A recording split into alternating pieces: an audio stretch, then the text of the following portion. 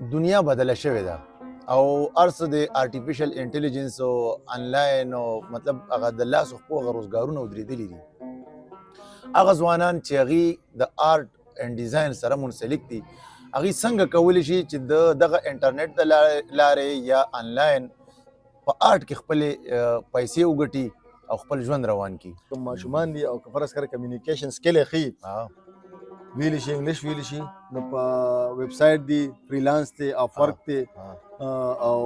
فایور دی داسې نور ښه د فریلانس والا ویب سایټ دي هغه د سټوډنټانو ته اندازه لګي چې کله یو پیر سٹارټ والی کنه او په دې کې دغه درې چې دي دا ډېر ښه پاپولر دي او دا ډېر ښه دي نو په دغه باندې کارونه اخیستی شي هغې کې دا کار چې ته به خپل کار لکه څنګه دکانداري ده خپل کار به چې تاسو نه کار کړی دی او په هغې ویب سایټ ورکړي خپل پورټفولیو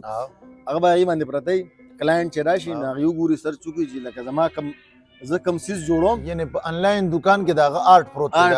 دی او ګاهک که د دنیا په هر ځای کې دی هغه راشي چې ما ته دغه پکار دا او ځکه زما چې کوم سوچ دی د هغې سوچ مطابق دا کس چې دی هغه شان د کار کولی شي نو زه به دله دا خپل کار ورکوم نو هغه ورسره هغې سره کمیونیکیشن برابر کړي خبرې ورسره وکړي او هغې ورته وایي چې یاره دا داسې زما یو لوګو ده یا مونوګرام دی یا السټریشن بک دی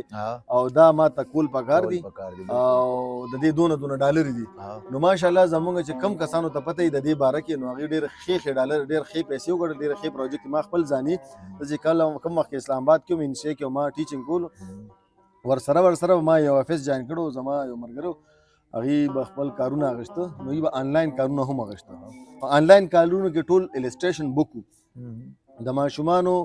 چې کوم د السټریشن بک وو نو هغې به ما ته سټوري راولېږه دی کې ما کینیډا لا کار کړی دی فرانس لا کار کړی دی اټلي لا لکه لندن او ما لندن لا کار کړی دی ویتنام لا مې کار کړی هغې کې دا کار چې هغه به تا ته پیسې هم یادې کړي چې د دې خیشکو د دې پیر کورونو د ساده زړي یا ساده زلمي په نړیواله دنیا کې خپل مهارت بالکل